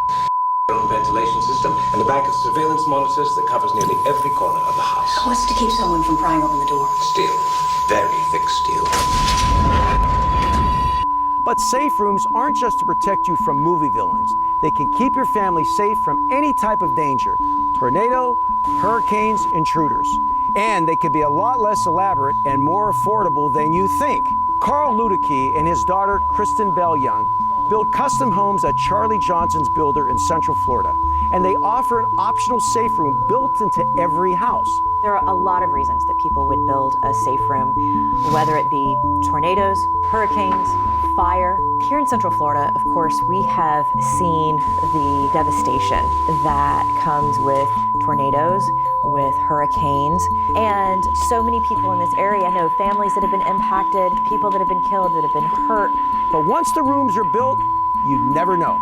Normally it's integrated into either a bathroom that doesn't have windows, an interior bathroom, or most of the time it's actually a closet. Once it's completed, it's drywalled, painted, etc., you would really never know that it was a safe room. And just like everything else in custom home building, they can be as simple or as elaborate as you want. There's a variety of doors that will come with these houses. It just depends on how much you want to spend. You can get a steel door in a frame where when you turn the lock, it's just like a bank vault door. The nice thing is that a safe room can be used for a lot of different reasons, whether it be an intruder, a place to store valuables, a place to go during storms. Here's the important thing: they gotta be strong. People are killed because those trees fall on them in their homes. So this room is a place that could withstand that tree falling on the house. In fact, they can withstand a lot more than that.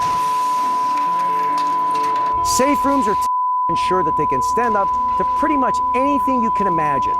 These safe rooms were built with bullet-resistant panels made by Armacore, and as you can see, they are virtually indestructible. The Weather Channel put one safe room to the test by blasting it with a jet engine. These rooms are engineered for 250-mile-per-hour winds.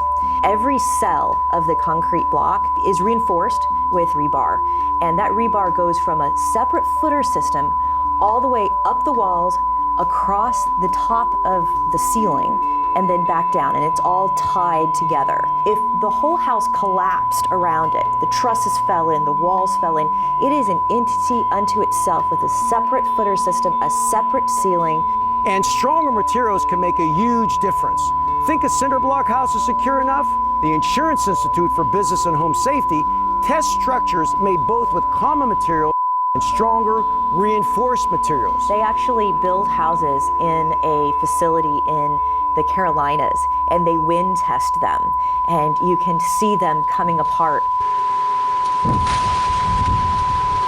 We have a safe room that is integrated into the master closet, and it's accessible from the master bath. We've got poured cells that are reinforced with steel running in every cell all the way around the room. It can withstand a lot higher wind loads than, let's say, the rest of the house. Those plans are for a home with a safe room that they are currently building with Cynthia and her family. Safe room would be like a safe haven for us, you know. Just in case we have to evacuate, I won't have to go out. The safe room has just been poured. None of the interior walls are in yet, but it gives you a good idea of how it's structured and where it's placed inside the home. Let's go take a look. The safe room has got a 12 by 12 opening in the ceiling there. You also notice all these downpours. Each one of these cells has been with concrete. So that concrete runs all the way up, along with the steel, all the way up and all the way over the top of the ceiling here in the safe room. You can see we've got the cross vents that have been poured in place. We've got two 4-inch vents so that if their AC is for any reason knocked out during a storm, that you do have the ability to breathe in the room. That's pretty important. And then of course you'll see that we've got the door here. This is a steel door that's been poured in place, and it's been built into the concrete safe room. Inside this room, once it's completed, there'll be a landline. There'll potentially be a alarm system, so you can see if someone is in the house where they're moving around. You can also do that. It can also have a separate breaker, so that you have the ability to run a generator outside. The rooms give peace of mind to residents like Bernice, who had hers built into the bathroom. We have horrible hurricane, tornadoes, and that one thing, I love that security. Yet inside her house, you never know that the safe room was there. The first little sign that it's a safe room is, of course, the width of this threshold. It's much thicker than your traditional 2x4 wall. And of course, this steel door, which is much stronger than a traditional interior house door. The door has to open in, because if the whole house collapses around you, and if the door opens out, you're not going to get out. So all the safe room doors open in. And we've also got a few features here, like the telephone outlet, and of course the fresh air vents to make sure that there is airflow in and out of the room in case there is no power during a storm.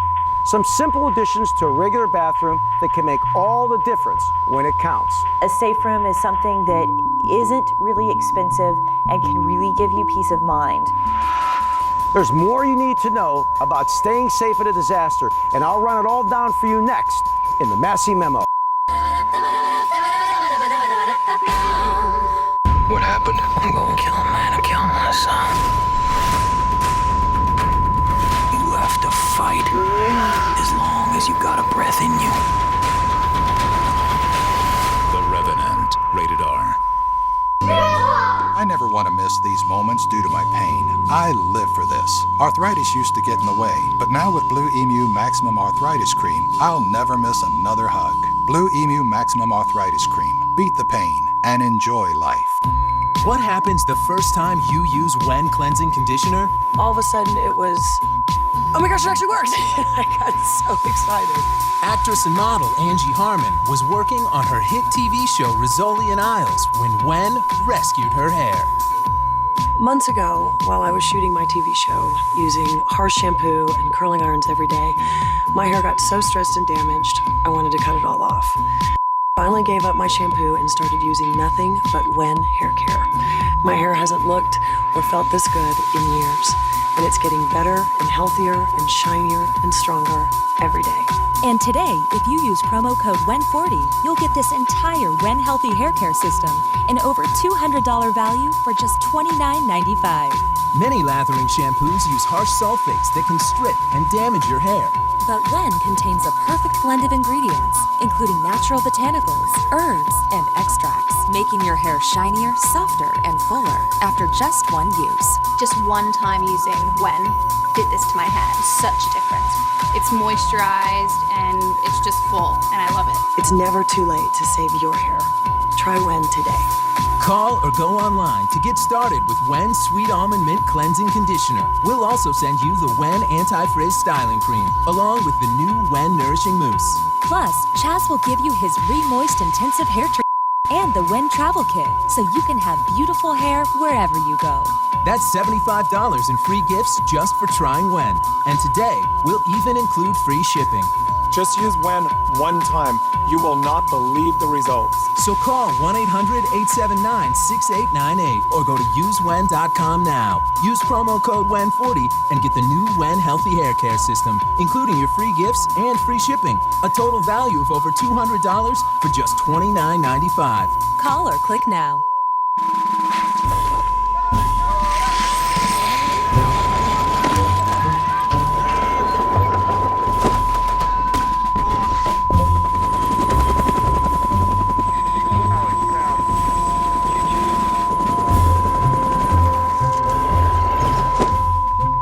No matter where, no matter when, I will defend. Mobile strike.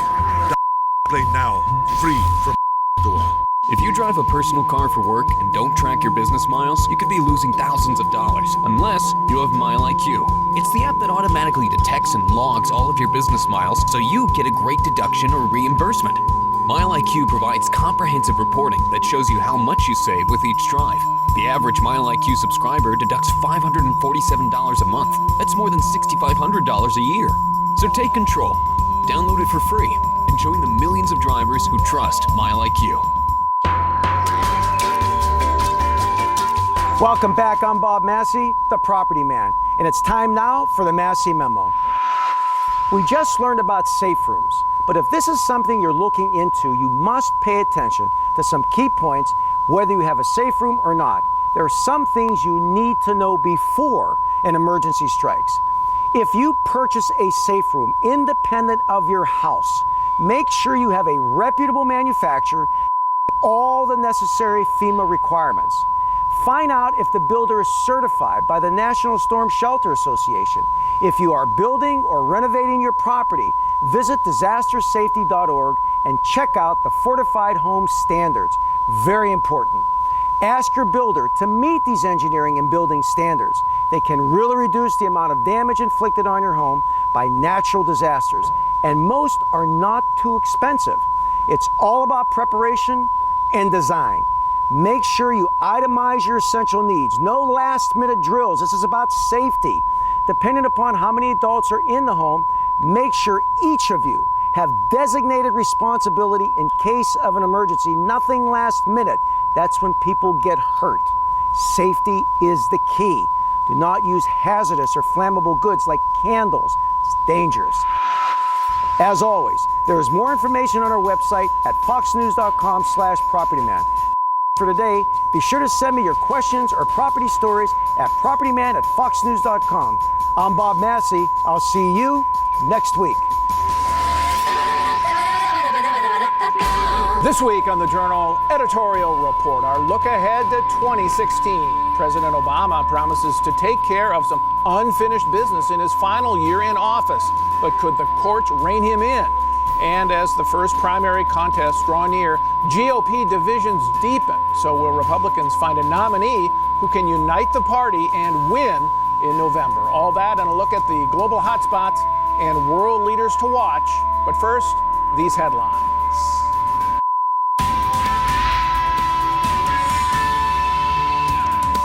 Live from America's News headquarters, I'm Marthel Neville. Growing tensions between two powerful Mideast rivals, Iran slamming Saudi Arabia after the execution of a prominent Shiite cleric, 46 other also put to death.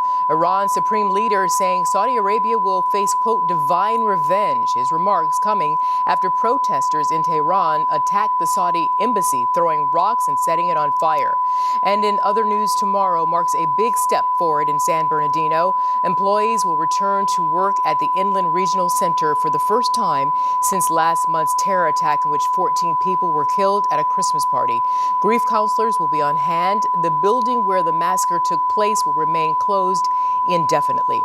I'm Marthel Neville. I'll see you at the top of the hour for more news alongside Eric Shawn. Now back to Journal Editorial Report.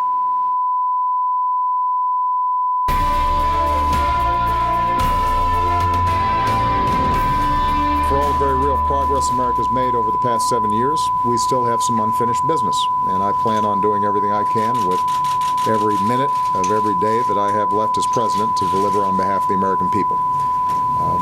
Since taking this office, I've never been more optimistic about a year ahead than I am right now. And in 2016, I'm going to leave it out all on the field. Welcome to the Journal Editorial Report as we look at the stories to watch in 2016. That was President Obama promising to take care of some unfinished business as he enters his final year in office. Here with a look at just what he has planned and the court challenges that could get in his way. Wall Street Journal columnist and deputy editor Dan Henninger, columnist Bill McGurn, Opinion Journal host Mary Kissel, and assistant editorial page editor James Freeman. So, Bill, I'm reminded of what former New York Mayor Ed Koch said about his predecessor. Hasn't he done enough already? Right. Look. So what's the unfinished business? Look, more of the same. He's got a pen, and he's not afraid to use it, okay? And I think this sets up the thing we have to look at, it's not just President Obama. He's going to do these things faster than the court's ability to rein him in. Right. And Mrs. is promising to do the same thing on steroids. So what? On what subjects? Well, for Mrs. Clinton, gun control, all sorts of things. For the president, Guantanamo, we don't know. I mean, he's just going to put it out there so fast. And look how long it takes for the Supreme Court to catch up. Closing Guantanamo Bay. Well, I think you could see several things. I think you could see unilateral action on climate change. You could see a push for criminal justice reform. He's going to push for the trade pact with 11 nations of Asia, which could be a good thing. Will that get a vote in Congress this year? I don't know. Will it? I think it's questionable. I rather doubt it myself. James? Well, I'm going to take a more optimistic view. He's talking about how he wants to leave it all out on the field. I think the courts may force him to leave it in the locker room because if you look on a number of fronts, he's getting pushback here. His effort to regulate the internet, he's found what you can't predict for sure, but what seems to be a skeptical Court of Appeals in Washington on his new internet regulations. So the government's effort to designate lots of firms too big to fail. We actually have a company, MetLife, who's saying we don't want to be too big to fail. They're challenging that in court. And big challenges also on climate change, for example, right. And on his immigration unilateral legalization of up to 4 million. Immigrants, that's also under challenge. So you think that most of those are going to go against the president? This could be a year where there really is a legal reckoning, where much of that agenda gets scaled back by the courts. Dan, I think the president's biggest focus is going to be on electing Hillary Clinton to succeed him, because he knows that he needs a successor Democrat to be able to cement and consolidate his legacy. Because if you get a Republican president with a Senate and a House, you're going to dismantle much of that legacy. So he really needs to focus on that. And I think he will. I think he's going to be her essential, as Juan Williams recently put it in our pages, basically his running mate or her running mate. Yeah. The question is always whether any Democrat would want Barack Obama as their running mate. I mean, there is one datum that always hangs out there, Paul. We'll probably mention it at least twice in this program, and that's the president's approval rating. His general approval rating is down in the low 40s. It's about 43%. That is in the red zone for president. He really needs to do something to get it up into the high 40s, because if it's down around 40, or even if he has more disasters next year and it falls below 30, most Democrats are going to put distance between themselves and the president. But you're right, Barack Obama wants a third term in the shape of Hillary Clinton. So I think that rather than be completely antagonistic, which hasn't helped his approval rating, he's going to try to do things that make him feel, more lovable, shall I say, to the American people, and perhaps seem like the fellow that people thought they were electing way back in 2008. So, Mary, I think the politics average now of his approval rating is 43.9. He wants to get that up to 48, 49 at least. That would really help Hillary Clinton. Yeah, and there are some areas where you could see some bipartisan agreement, things like criminal justice reform, things like the trade deal that would endear him to folks across the aisle. But I'll tell you, Bill, I think the best thing he could do if he wanted to make an approval rating is roll back ISIS, Islamic State, because that's where his foreign policy, his approval rating is really low. Right. And if he could do that this year, that would really help. And you had a little portent in Ramadi, the Iraqi forces being able to take it back. And let's not forget, we're worried about President Obama, what he does in his last year for his legacy. Mrs. Clinton needs the Obama coalition. She does. That's she right. really needs the Obama coalition. So she's not as free to criticize him if he goes off the rails as she might otherwise be. The president had alienated independents by 2011. I don't really see him now in the last term trying to bring America together. So I think anyone hoping for a big bipartisan moment may be disappointed. So then how does he mobilize? How does he get up his approval rating? How does he improve it? I'm not sure he's that concerned about it, and I don't see it changing over the next year. I think the executive action, the phone and the pen is probably going to be the theme, but as I said, I think the courts are going to push back. You shifted from optimism to pessimism. No, I'm optimistic about the result. I don't think he's going to get what he wants. All right, coming up, foreign leaders are keeping a close eye on President Obama's last year in office, as well as they seek to cement strategic gains. We'll turn our attention to the global challenges ahead when we come back.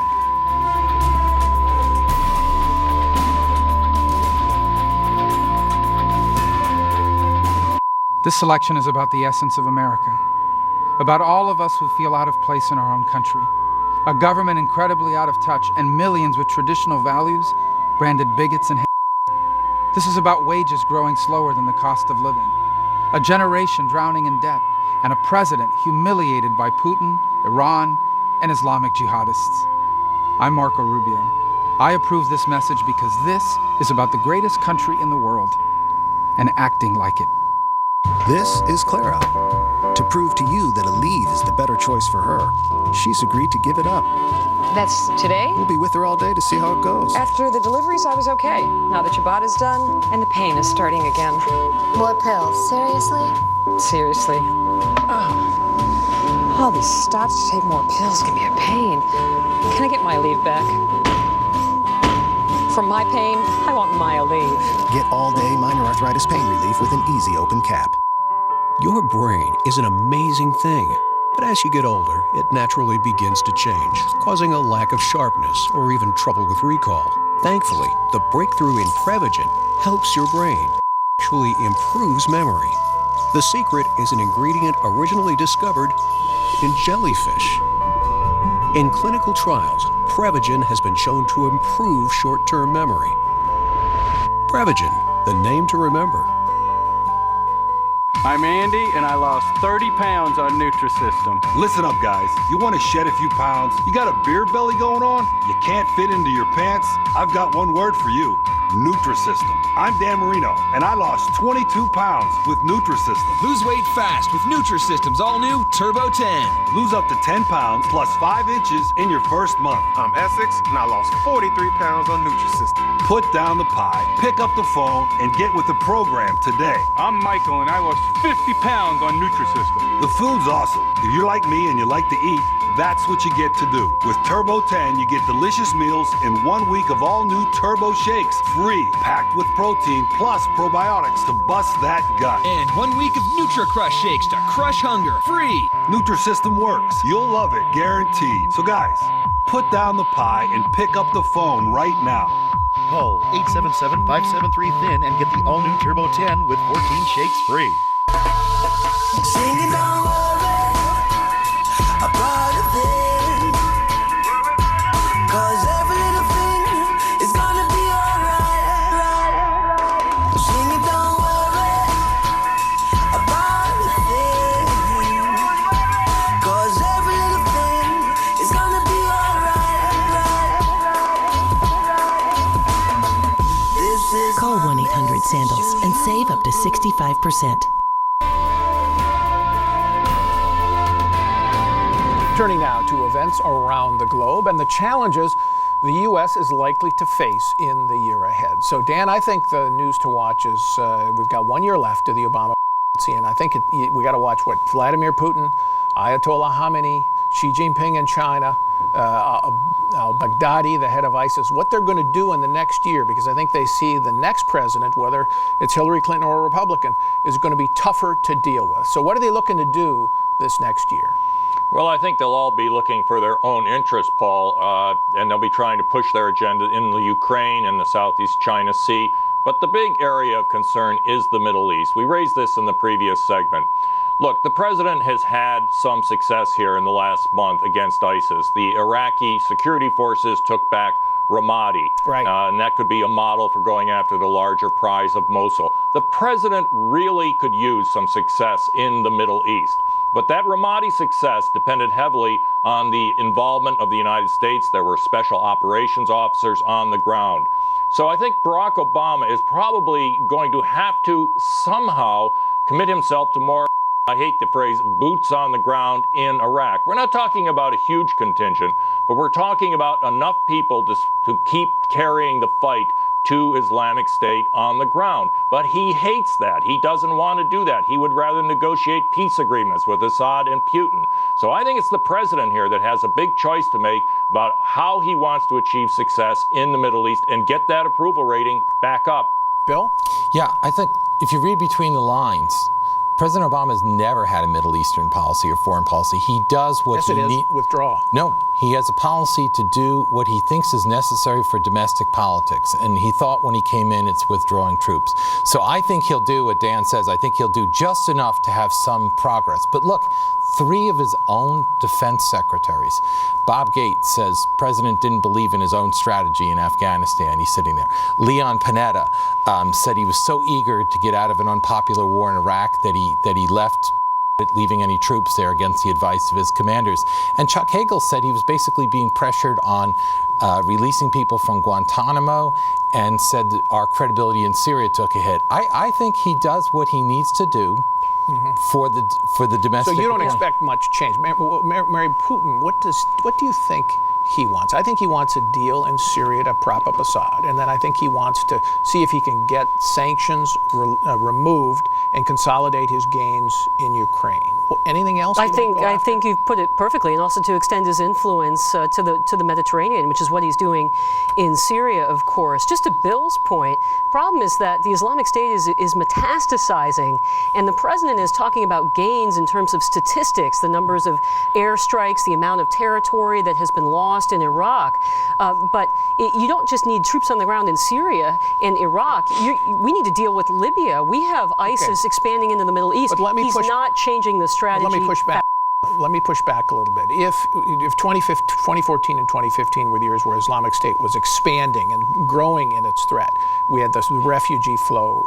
Could 2016 be the year that actually we begin to counterattack and ISIS shrinks? The president has shown no indication that he's willing to expend the resources necessary to prevent another attack. There's a reason why terrorism is very high up on the list of worries for Americans right now in pretty much every single poll. I expect the president to continue to do what he's done before. Reach out to dictators, try to do a deal with Putin in Ukraine, try to prop up the Iran nuclear deal, even as they cheat and hold Americans hostage. I wouldn't be surprised if the guy tried to go to North Korea.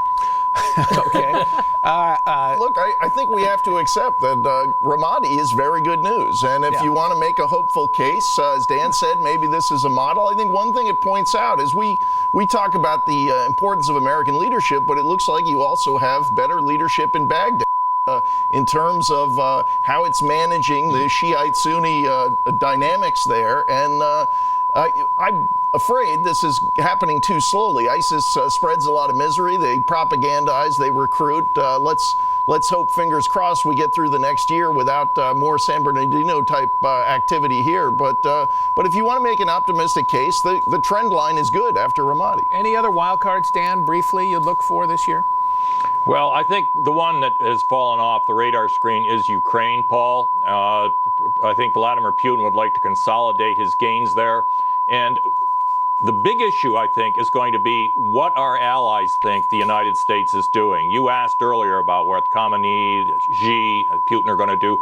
I think they're going to start trying to strike relationships with our former allies, Putin with Egypt, the Chinese with the countries down in Asia. If the United States is not seen in 2016 as taking steps to restore those alliances which have eroded over the last several years. All right, still ahead with less than a month to go until the first primary contest of 2016. Differences continue to divide the GOP. So can Republicans find a nominee who can unite the party and win in November? People who love Tempur-Pedic and love sleeping happy love Mattress Firm. My Tempur-Pedic made me fall in love with mornings again. And I love how it conforms to my body. I love my bed. They love the in-stock selection only America's #1 Tempur-Pedic retailer can offer, and it's ready for immediate delivery. Plus, buy now before prices go up and save on select Tempur-Pedic mattresses. And sleep happy with 0% APR for 5 years. So let Mattress Firm help you fall asleep and fall in love.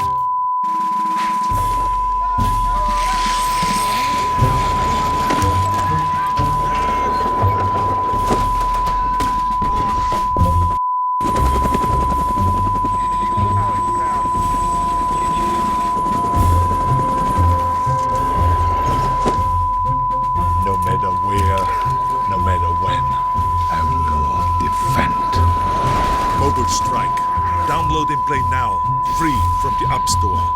The smoking gun of Benghazi. To the left immediately they'd still be alive today.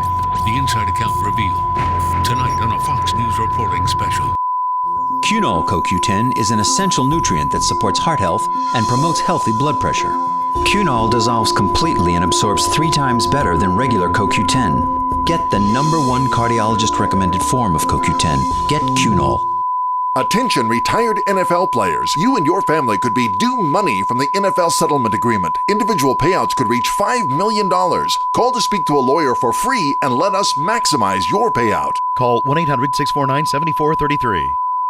I use my new steel, a workshop and a garage, and I love it. And now you can get the steel building you've always wanted and save big.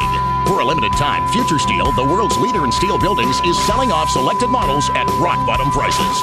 Save $400, $900, $1,600, up to $2,000 on selected models during this limited time inventory sell-off. Simply call the number on your screen or visit us online for a free brochure and list of sell-off buildings. Call right now. The #1 reason people don't work out is time. So we've developed a way to burn more calories in as little as 14 minutes. The Bowflex Max Trainer is the full-body breakthrough cardio machine that combines the easy, low-impact motion of an elliptical with the calorie-burning power of a stepper. In 14 minutes, I was burning 350 calories, which is insane. I lost 10 pounds in 10 weeks. I got ripped with the Max Trainer. Instead of an exhausting, high-intensity workout, Max alternates long periods of rest with short bursts of effort, and the interactive console makes it easy. Clear targets that motivate you to do more. There's something about that little red line that makes you want to go. I lost 18 pounds in 10 weeks. I'm wearing clothes I haven't worn since before my first pregnancy. I lost 25 pounds in 10 weeks. I can't believe I look this good. To learn about great deals like special financing for 18 months, call or go to ordermaxtrainer.com and request your free info kit and receive this special offer for free shipping. That's ordermaxtrainer.com. We're less than a month away now from the first presidential nominating contest of 2016, and with the Iowa caucuses fast approaching, the GOP remains sharply divided over immigration, trade, and U.S. intervention abroad. So will Republicans find a nominee who can unite the party? So, Mary, I think this should be, if you look at the fundamentals, a Republican year in the sense that it's tough for the Democrats, any party, to keep a third term in the White House. President's approval rating is down. Is not the most formidable candidate, and the country is unhappy with the economy, and the world is on fire. So, are they going to blow it? Yeah, you make a great case, Paul, but you can never underestimate the Republican Party's ability to save the day for the Democrats, and as you say, divided over free trade. Since when was the Republican Party against prosperity for the United States and for the global economy? Since when